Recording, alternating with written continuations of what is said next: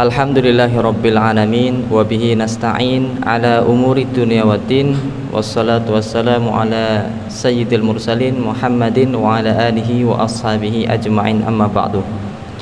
Hadirin jamaah salat zuhur yang dirahmati Allah, mari kita bersyukur kepada Allah Subhanahu wa taala.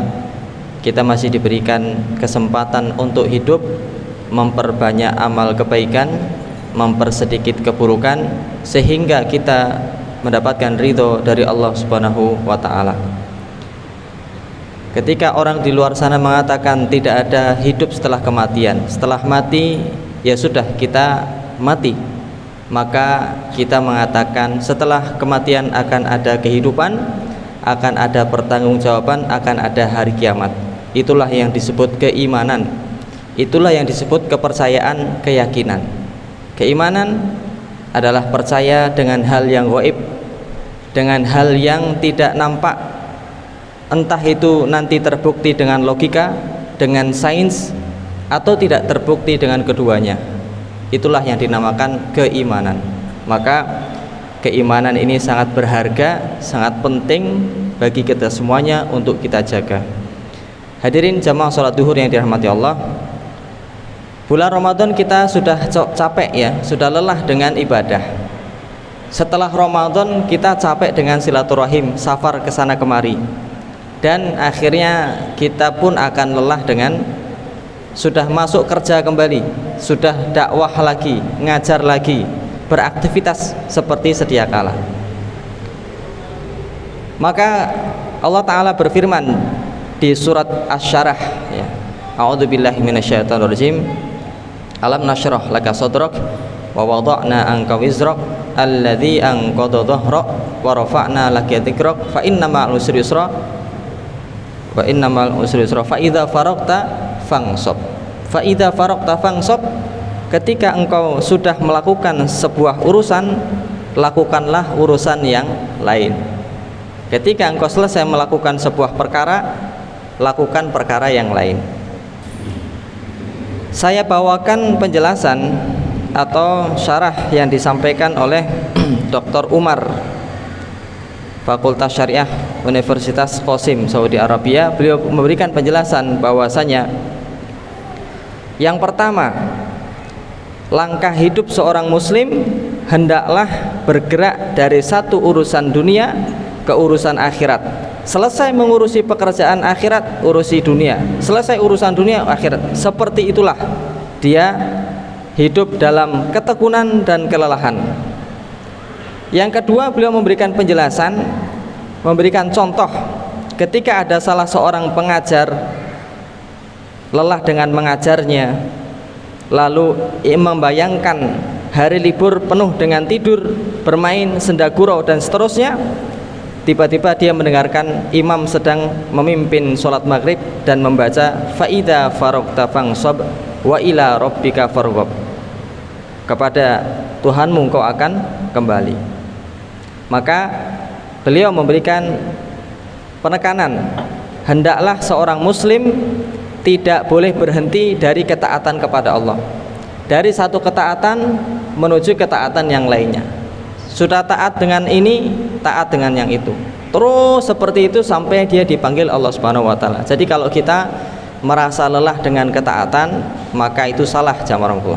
Kalau kita sudah lelah, capek dengan ketaatan itu bergembiralah. Hendaknya kita merasa senang, karena berarti kita sudah termasuk sesuai dengan keinginan Allah Subhanahu wa taala. Ya, sibuk dengan ketaatan. Kalau kita tidak sibuk dengan ketaatan, kemungkinan besar kita akan sibuk dengan kemaksiatan, waliyadzubillah. Hadirin jamaah salat zuhur yang dirahmati Allah, khususnya sekarang sudah ya masuk pertengahan di bulan Syawal. Ada satu ibadah lagi yang disukai oleh Allah Subhanahu wa taala. Ya, dalam hadis Nabi sallallahu alaihi wasallam bahwasanya beliau bersabda dalam hadis qudsi, wa ma yazalu abdi yataqarrabu ilayya bin nawafil hatta uhibbahu. Seorang hamba selalu mendekatkan diri kepadaku dengan amalan-amalan sunnah sampai dia aku mencintainya. Ciri-ciri seorang hamba Allah itu yang dicintai Allah, dia selalu mengerjakan sunnah-sunnah. Nah, jadi Bapak Ibu sekalian, kalau kita sudah senang dengan sunnah-sunnahnya Rasulullah, insya Allah itu tanda-tanda Allah cinta dengan kita. Sunnah-sunnahnya dari kecil sampai yang besar, termasuk sunnah berpuasa di bulan Syawal, ya. Dan Rasulullah SAW juga bersabda tentang puasa, ala adulluka ala abwabil khair, apakah kamu mau aku tunjukkan pintu kebaikan, ya. As-saumu junnatun, puasa adalah perisai. Hadis riwayat Tirmidzi, hadis hasan sahih. Jadi jamaah rahmatullah, bulan Syawal ini ada satu pintu kebaikan lagi yang harus kita kerjakan, yang diperintahkan oleh Rasulullah SAW, yaitu puasa Syawal. Bagaimana hadisnya?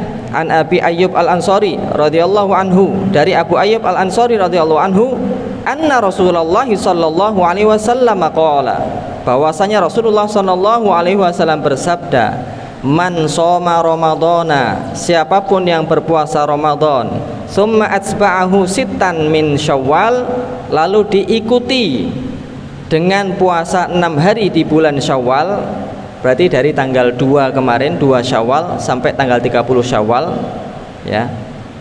Kana kasyamid dahrin, dia seperti berpuasa selama 1 tahun. Jamaah rahmatullah, pengalaman tahun kemarin puasa kita mungkin sedikit, mungkin kita jarang puasa Senin Kamis, mungkin kita puasa Ayyamul Bid 13, 14, 15 jarang kita lakukan, atau puasa Asyura, puasa Tasu'a, puasa sunnah Dawud gak pernah. Ini kesempatan jamaah rahmatullah, kita dihitung puasa selama 1 tahun, cuman puasa 6 hari saja di bulan Syawal ini. Jadi kesempatan dari Allah, dinilai 6 hari puasa, dinilai 1 tahun. Ini kebaikan dari Allah Subhanahu wa ta'ala. Bagaimana kok bisa dinilai sebagai 1 tahun? Diriwayatkan dari Imam Ahmad an Thauban dari Nabi SAW, qala, siapapun yang berpuasa Ramadan, pahala 1 bulan Ramadan itu dilipat gandakan sampai 10 bulan.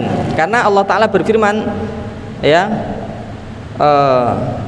mangkana, ya, manja abil hasanati falahu asyur amsalihah, siapapun yang berbuat kebaikan dilipat gandakan jadi 10 kali lipat. 30 hari dilipat gandakan jadi 10, 300 hari kurang 2 bulan, maka 6 hari dinilai sebagai 60 hari, 360 pas 1 tahun. Maka itulah hitung-hitungannya dalam hadis riwayat Imam Ahmad. Hadirin jamaah salat duhur yang dirahmati Allah, puasa 6 hari di bulan Syawal ini, puasanya yang paling utama adalah dari awal langsung urut. Kalau ditanya yang paling utama yang mana? Yang paling utama urut. Yang paling utama dari sejak awal, menghindari was-was syaiton, yaitu saufa atau taswif.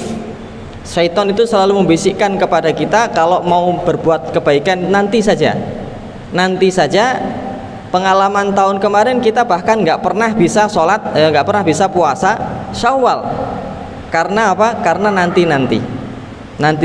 saja. Maka yang utama kita kerjakan puasa Syawal adalah di awal waktu ini, menghindari taswif syaiton, menghindari saufa atau nanti. Kemudian boleh kita, ya, kadang-kadang saya pernah mendengar ada sebuah daerah di Pekalongan sana, jadi sudah sepakat satu kampung semuanya puasa Syawal. Jadi tanggal 1 Syawal itu lebaran, cuman belum keliling silaturahim, langsung sepi puasa tanggal 2, 3, 4, 5, 6, 7. Tanggal 8 baru rame lagi, keliling ke kiai-kiainya, keliling gitu. Ya. Ini tidak ada di zaman Rasulullah, tapi kesepakatan satu kampung seperti itu. Artinya memudahkan, tidak ada yang keliling ke rumah ini terus makan, tidak, semuanya puasa. Walaupun boleh jamaah Rasulullah kita dipisah-pisah itu boleh sampai akhir Syawal. boleh juga dan lebih baik juga didobeli dengan puasa sunnah yang lain. Misalkan besok kita puasa Kemis, niatnya dua, puasa Kemis dan puasa Syawal, pahalanya double.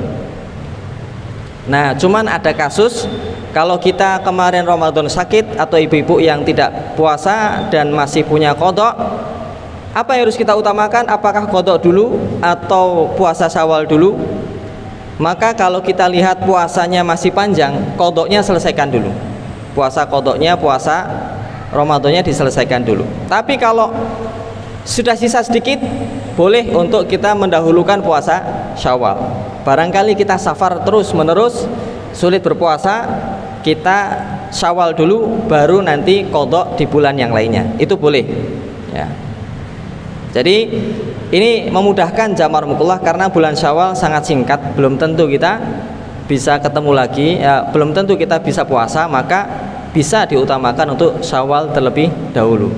Namun sekarang ini masih panjang, mari kita utamakan untuk selesaikan dulu 6 hari puasa Syawal, menunjukkan kita benar-benar mengharap cintanya dari Allah SWT, menunjukkan kita suka dengan sunnah-sunnahnya Rasulullah SAW, dan kita juga akan terbentengi dari hawa nafsu besar yang kita miliki dengan cara berpuasa. As-shaumu junnatun, puasa adalah perisai.